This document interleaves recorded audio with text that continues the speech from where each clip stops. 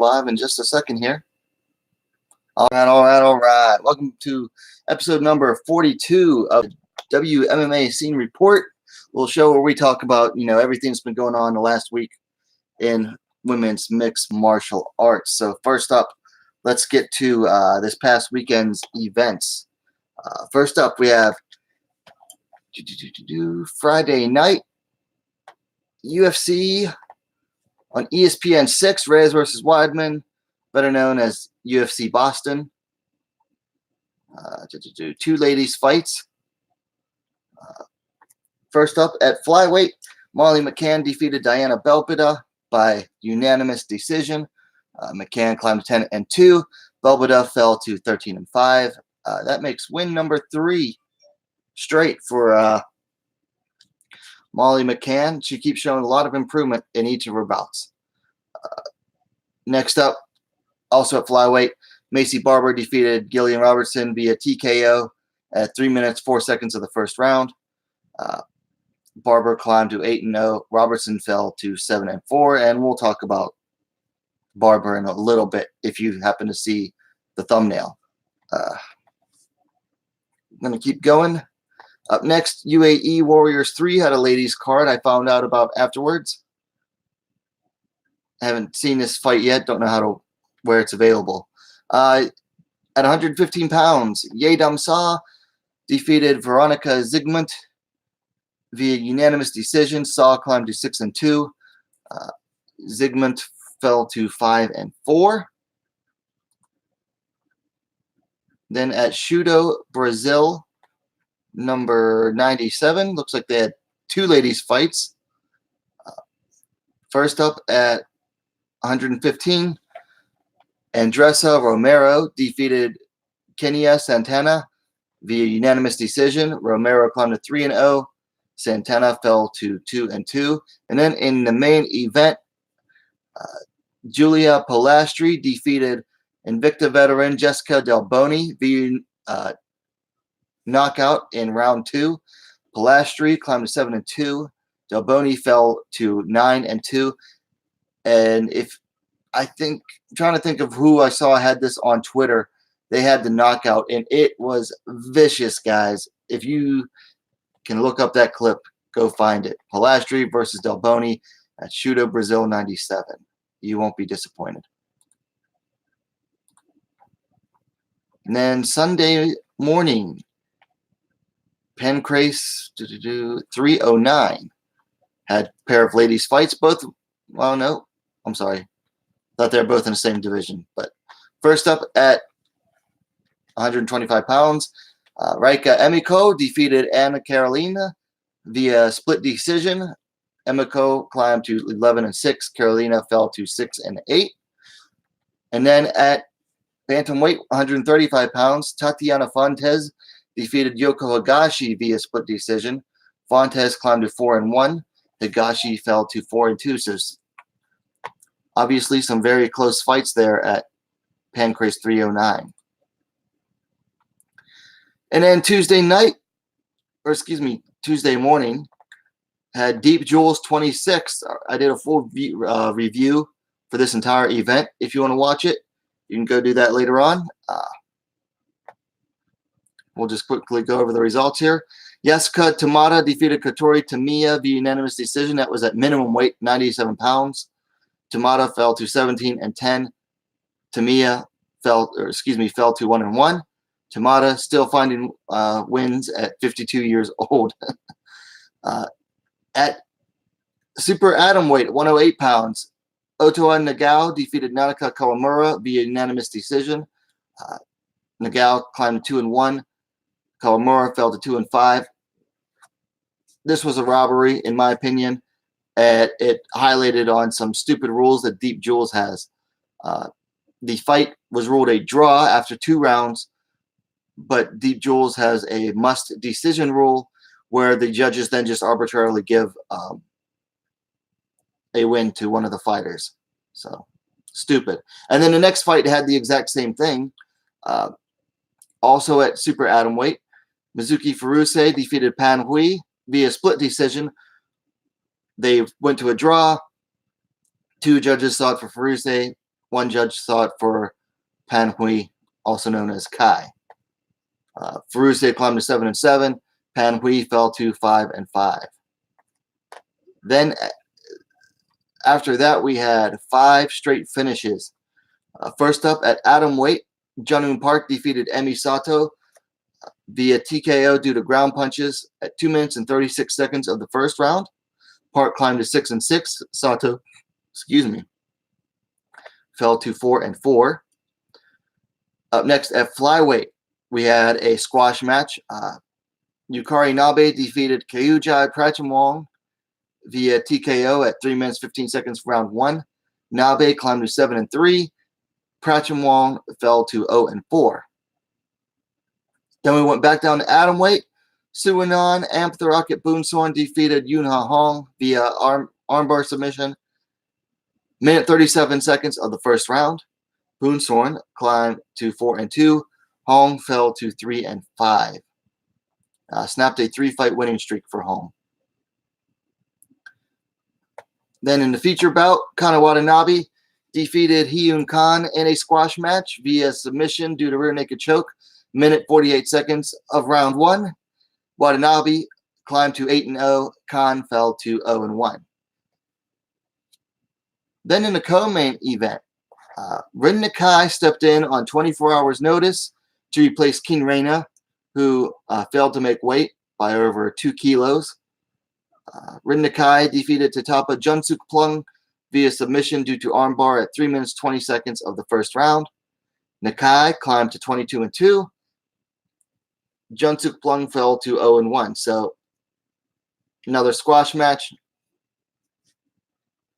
And then in the main event, atomweight title fight, Tomuma Aisawa successfully defended her title, defeating Emi Tomomatsu via unanimous decision. Maesawa climbed to 13-10. Tomomatsu fell to 15-15. So that was it for this past weekend's results. Let's move on to the news. We're going to breeze through this thing tonight because I'm not feeling well. All right, first up, Invicta FC has announced the last bout for Invicta FC 38, November 1st, which is next weekend, I think. Cheyenne Rincon versus 2-0 versus Adam Norton, 0-1 at bantamweight. After that, a flyweight bout between Jiyeon Kim and Sabina Mazo has been set for UFC Fight Night in Busan, Korea, and that's December 21st. Bellator has announced a featherweight bout between Janae Harding and Amanda Bell. Now it goes down Bellator 233 on November 8th. Back over to UFC news. UFC bantamweight signing Melissa Gatto of Brazil has accepted a 1-year suspension from USADA after a positive test for furosemide, and she will be eligible to fight again in June of 2020. She popped back in June, pretty much right after she entered the testing pool. Road FC in Korea has rebooked an atomweight fight between Jong-un Park, who is 6-6, and Yuri Shim, 5-2, to headline Road FC 57 XX December 14th in Seoul. So this fight was supposed to happen back in June. Shim had to pull out due to training injury. So it's been rebooked, and they're going to headline an all-female main card for Road FC in December. This will be the 3rd year in a row that Road FC closed out the year with their XX all-female cards. So looking forward to that and seeing who else they announce in the weeks to come. King of the Cage news. King of the Cage has booked a flyweight fight between Brittany Cloudy, who's an Invicta veteran, and Tori Say for King of the Cage Hard Drive. That goes down December 8th somewhere in California. And then Combate Americas news. Combate has booked a strawweight bout between Nadine Mandial, 0-1, versus Melissa Cervantes, making her pro debut November 8th in San Antonio, Texas. This is of particular note. Cervantes is a professional wrestler under the name Thunder Rosa, and I think a couple other names depending on who she's wrestling for. She'll be the second female pro wrestler signed to fight in Combate Americas, joining sexy star Dolce Garcia. Back over to UFC. Claudia Gadelha is out of her fight against Cynthia Calvillo at UFC on ESPN 7 in December in Washington, D.C. due to injuries. Marina Rodriguez is currently being looked at, the front runner, as possible replacement. There's a written article, I think it was on MMAfighting.com about this. Gadelha went into detail on some of her injuries. I guess she got hurt pretty bad in her last fight against Randa Marcos, so she's dealing with several injuries. One championship fighter, B Win, 5-4. Nguyen. I'll have to find out. Announced she has signed a new 6-fight deal with the promotion via her social media contract. Before announced the new contract, she had already been booked to fight Stamp Fairtex November 8th in Manila. Personally, I think it's a smart decision. Book that last fight or sign that contract before the last fight happens on your current deal, because if she doesn't do well against Fairtex, then they might not offer her as much money. So smart move to sign that contract now.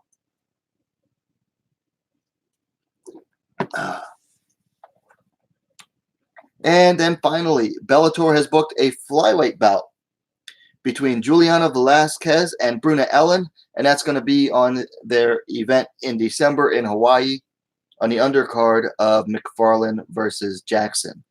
So, second year in a row that Velasquez will be fighting on the undercard of a McFarlane fight in Hawaii. I'm still mad they didn't make the McFarlane versus Velasquez fight, but it'll get Velasquez one more fight inside the Invicta cage. So, actually only her second fight this year. All right, so that was it for the news. Next, one of my favorite topics that I like to call the fuckery. It's the weekly UFC rankings updates. They come out on Tuesday. They're usually dated for Monday. A bunch of stupidity going on in here, particularly in flyweight. But first, strawweight. Michelle Watterson dropped down one spot. She was tied at 7th with Carla Esparza. She has now fallen down one spot to number 8. But let's get over to the ridiculousness of flyweight. All right, first up, Macy Barber got to climb 2 spots from 12 to number 10 following her win over Robertson, which means Alexis Davis and Montana De La Rosa fell 2 spots to 11 and 12, respectively. For no reason at all, Antonina Shevchenko moves up 1 spot from 14 to 13, dropping Mara Romero Barella down to 14. And then Gillian Robertson, after 1 loss, has been dropped off the rankings completely. Newly added to the rankings at number 15 is Paige Van Zandt, who has 1 whole win in the division, has fought twice in the last 3 years. But hey, let's put her in at number 15 because Macy Barber called her out. We got to give Macy Barber, we got to give Van Zandt a ranking now. Otherwise Barber is still calling out an unranked fighter, right? This to me is just an example that the UFC manipulates the rankings themselves, and they also rely on idiots doing the rankings that don't know what's going on. Meanwhile, you have Robertson, who was probably ranked too low at number 15 and is now off the rankings. And then you have Molly McCann, who has just come off her 3rd straight win and can't get a ranking spot either. No changes at bantamweight. So that's it for weekly fuckery, also known as the UFC rankings updates. Next up, a little welcome to the scene. Some of the newest named subscribers to the channel. Torsak, Fubunsilp, and Indra Ortiz. Welcome to the scene, guys. And then we have our upcoming fights this weekend. 3 bouts I found so far featuring ladies fights. First up, One Championship Dawn of Valor is going to be Friday morning for the U.S. In Jakarta, Indonesia. At their atomweight division, 115 pounds, Priscilla Hurtati Lumbangal, 6-4, taking on Bozena Antoniar, 3-1. Personally, I'm taking Lumbangal in this one, mostly for the experience, but also I think she would be better on it. If she gets it to the ground, I think she'll have an easy chance with Antoniar, who hasn't shown a lot of ground skill. Antoniar is coming off a win, a split decision win, over B. Nguyen, that a lot of people thought she lost. I would say Antoniar is the better stand-up fighter, but Gal is the more all-around fighter. I'm going to go with her to win this bout, especially fighting in her home country of Indonesia. Up next at Bellator 231, Mir versus Nelson at Mohegan Sun in Connecticut. 3 ladies fights on this Bellator card. 2 of them on the prelims. First up at atomweight, we have Elise Reed versus Rebecca Brigman. Both of these 2 are pretty much local fighters from the U.S. Northeast. Both are making their pro debut. Brigman apparently is an active adult film star. You can go look her up on Google. You'd have to be into tattooed chicks, though. I'm not making a pick on this one. It's 2 debutantes. Next up at 145 pounds, Talita Nogueira, 7-1, taking on Jessie Miel, 8-3. Nogueira is coming off the first loss of her career to Julia Budd, the champion. No shame there. However, that was over a year ago. Whereas Miel is coming off of 2 fights this year after taking 2 years away from the sport. So Miel is another local fighter fighting out of Connecticut. I'm going to go with Talita Nogueira on this. She hasn't fought in a while. It's been over a year. But before the loss to Julia Budd, she was on a pretty good tear. So we'll go with Nogueira to win this. And then finally, UFC Fight Night Singapore is early Saturday morning. 2 ladies fights, originally scheduled for 3, but the 1 fight was canceled. Julia Avila was supposed to fight Carol Hossa. Hossa dropped out due to injury. Then they canceled the fight when they couldn't find a suitable replacement in time. So now we're left with 2 ladies fights. First up in the prelims division, on the prelims, in the strawweight division, Alexandra Albu, 3-1, taking on Loma Lookboonmee, also 3-1. This to me is the most interesting fight on the card. Lookboonmee is moving up from atomweight. She's actually she's small even at atomweight.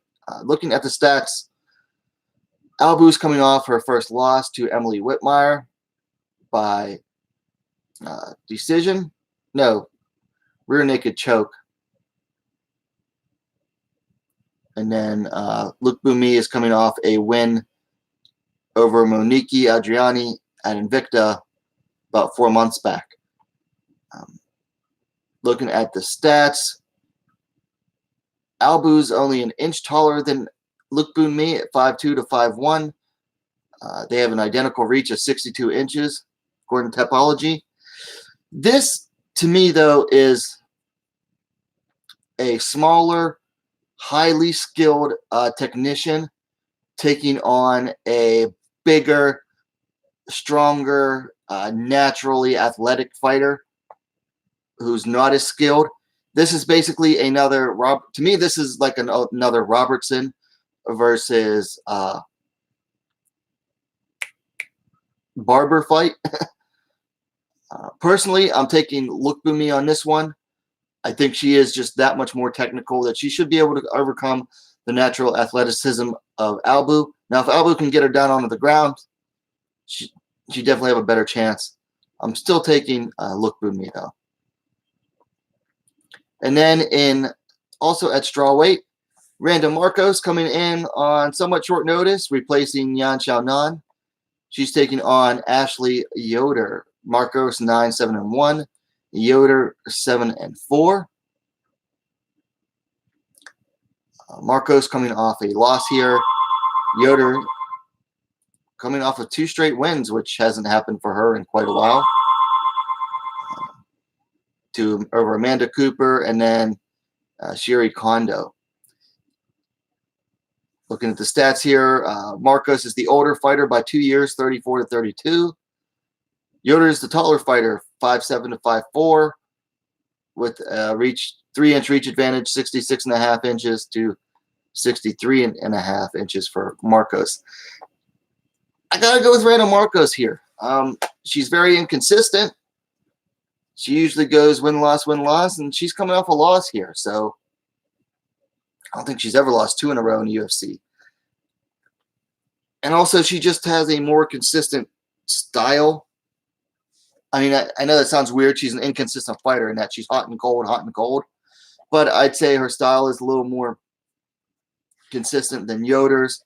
One thing that hurts Marcos is that she doesn't have a real consistent training camp. But I'm going to go with Marcos. I mean, she only loses to fighters that are absolutely better than her. I mean, Gedalia and Seraf. Okay, Grass is debatable.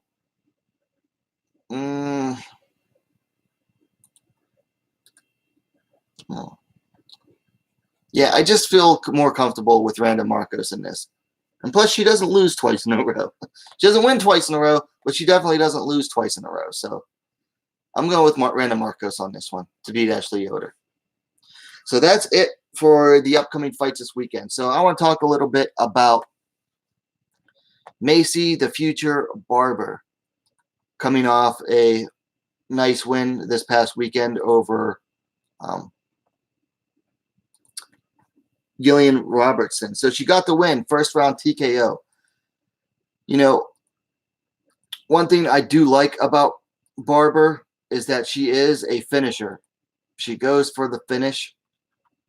I think she's getting way overhyped, though. I'll be honest. She hasn't beaten anyone ranked higher than her yet.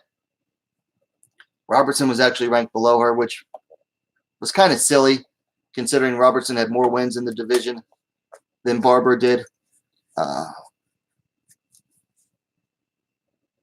But here's the thing about Macy Barber, that, you know, she hasn't shown any skill progression in my eyes since coming into the UFC. It's like every fight she gets, she falls back on being a bigger fighter, a more athletic fighter, and just a harder hitting fighter. She hasn't really shown any skill progression, which someone who wants to be a future champ, you got to grow it. You got to show growth as a fighter.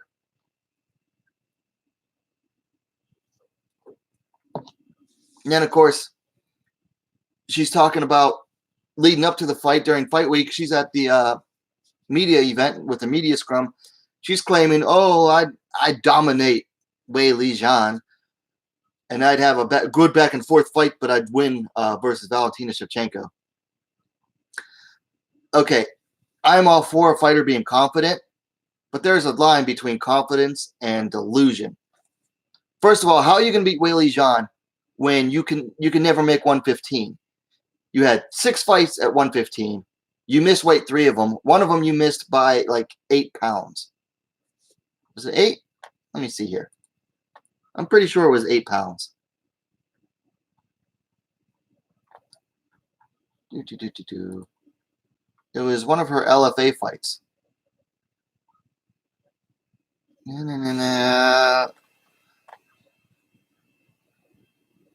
Well, one fight had to be moved to a catch weight at 120 pounds. because she came in at 117.8. The fight before that, she fought Mallory Martin. That's right. She beat Mallory Martin by unanimous decision. She came in at 123.4 pounds. That's a full dern, people. A full dern. So how are you going to say that you would dominate a way more skilled champ when you can't even get down to that weight class? You had to move up to flyweight. And then you had to use the curtain just to make 126. And then to say you'd have a back and forth fight with Valentina Shevchenko. Okay. That's the fight you really want. You're going to be the youngest champ. But I mean, come on now. I mean, come on. No. Just no. Valentina would wreck her shit. She'd push her shit in, okay? So then you beat Jillian Robertson. You have the mic. So you can call out any name you want. You can call out these bigger names. You can call out these higher ranked names. Who do you call out?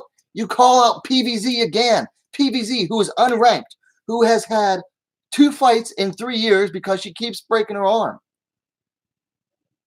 And then you go on Ariel Helwani's show and say, yeah, that's a very easy fight for me. And I want what she's got because she doesn't deserve whatever, the attention and fame that she has. First of all, people hardly talk about PVZ anymore because she's fought twice in 3 years. The only reason people talk about PVZ lately is mostly because of Barber calling her out. I'm sorry, but this is more weak sauce. I did a video calling this call out weak sauce, and I'm calling it's even weaker sauce now. You are now number 10, and they had to move PVZ up to number 15 into the rankings just to justify your call out. Why are you calling out lower ranked fighters? And if you're going to call out lower ranked fighters, call out someone better than PVZ. It's just weak to me. I mean, it just says, I'm jealous of the attention that she gets, so I want that attention now. It's weak to me. I mean, you can call out how many other people in the top 15 rankings that would get you closer to the title shot that you claim you want. You claim you want to be the youngest champ. Don't waste your time fighting PVZ. Call out. Let's see who's ranked below her. That would be a good fight. Well, here's the perfect one. Number 13, Antonina Shevchenko. You want to call out lower-ranked fighters all the time? Call out Shevchenko.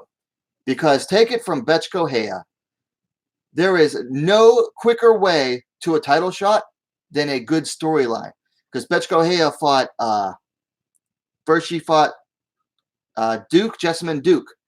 And then one of the 4 horsewomen that Ronda Rousey was friends with. Then she went and did this. Then she took on, what's her name? Queen of Spades. Shayna Baszler did the same thing. Went from 3 fingers down to 2. Boom. Got herself a title shot. It's called a storyline. You want to get a good title shot? Build a real storyline. Take on Antonina Shevchenko.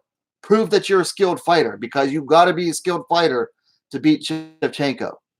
And then all you got to do, you beat her, you get on the mic and say, Shevchenko don't mean shit to me, or something like that. That's your storyline. That gets you noticed. Going on a very popular show saying, I want PVZ because that's an easy fight for me, that does not that does not build you up towards a title fight. I'm sorry. That's weak sauce again. Who else? Let's see. Let's move up the rankings. Okay, Roxanne Modafferi, number 8. Modafferi is a well-known fighter whose skill could pose potential problems for Barber, especially on the ground. Why not call out Modafferi? Or how about up next at number 7, Andrea KGB Lee? That's a popular fighter. Her name's out there. She's pretty popular. She's another pretty girl fighter. And she's a good stand-up fighter, so she'd provide a good stand-up war. Don't see Barber calling out Andrea Lee. You can go up even higher. Jerrion Calderwood just coming off a win over KGB Lee. Don't see Barber calling out Calderwood. Jennifer Maia, I think, is booked already against Yukagian. Viviane Araújo is already booked with Jessica I. So that's really everyone ranked above her. Lauren Murphy, I'll admit that wouldn't do anything for Barber. So but still, you've got right now, going off the current rankings, you have 4 fighters between you and PBZ. You're at 10, she's at 15. So you got 4 fighters between you. You can be calling out any of them, or you could be calling out anybody, literally anybody ranked above you that would get you some recognition and a title shot. But you're calling out the easy fighter that you confess yourself is an easy fight. I'm sorry. That's just weak sauce. So I titled this, I put on the thumbnail, is she a flyweight hope or just hype? I got to admit, and this is not me hating her personally. This is me hating the decisions that she makes. I think right now she's still just a hype job. I mean, she's coming off the Contender Series, which is basically Dana White's let's build a cheap hype job, or let's build a hype job fighter on the cheap. She comes in, she gets some easy finishes against fights that are fighters that are easy for her stylistically. And now she's calling out another fight that is more popular than her, is more well known than her, but even by her own admission, is supposed to be an easy fight for her. That's just weak to me.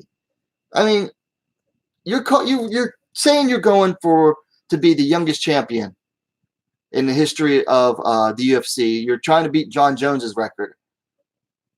You're not going to get up the rankings by beating Paige Van Zandt in 2019, early 2020. Well, then again, the way these rankings go, maybe she would. But I just don't think so. I mean, I just think that's a pointless fight right now. It's like clout chasing when there's little clout to be gained from it. That's really all it is. It's like you're literally clout chasing someone lower ranked than you. I mean, that's just sad. Really, it's sad. Of course, PVZ is getting her revenge. She's calling out any fighter not named Macy Barber right now. She says Macy Barber is disrespectful, and I'm not going to reward her by giving her exactly what she wants. Some people say that's a duck. You could see it that way. I see it as if you're going to insult me and be disrespectful to me because you're trying to get me to come fight you, it's coming from the mindset of, why should I reward you by giving you exactly what you want? Some people say, well, she should go out there and beat her ass. But again, it's rewarding the disrespectful behavior by giving the disrespectful person exactly what they want. So I kind of see PBZ's point on that. Maybe other people see it as a duck. I mean, how do you duck someone who's ranked that much higher than you? Usually you duck someone ranked lower than you, or you duck an easy fight or a hard fight to get to an easy fight. Van Zandt's not looking for easy fights. She's literally just looking for any fight, period, so she can go and test her free agency. But, yeah, that's it in a nutshell, really. I think right now Macy Barber is being way overhyped, and I'm not ready to buy into it. Does she have a lot of potential? Yes.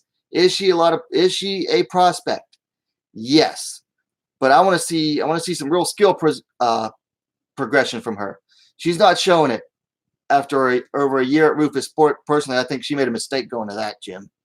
But I want to see some skill progression from her. I want to see less reliance on her natural abilities, and I want to see some real skill shown. I also want to see her calling out fights that matter, calling out fighters that matter, calling out someone closer in rank. Especially, I want to see her actually call out and fight someone who's ranked above her. And enough with the PVZ nonsense. That's really the 3 things I want to see from Macy Barber. for me to start, buying into the hype, which I usually don't. I don't like hype jobs. So anyway, that's really it for me tonight. Looks like the chat was disabled for some reason. Sorry about that. Anyway, let me know your thoughts in the comments down below. Hey, likes are always appreciated. And what are you waiting for? Subscribe to WMMA Now, the best, fastest growing women's mixed martial arts dedicated platform on YouTube. Hit the bell for notifications. I scheduled this one kind of late tonight because I was behind on my notes and everything coming into it. But anyway, we'll see you next time, guys.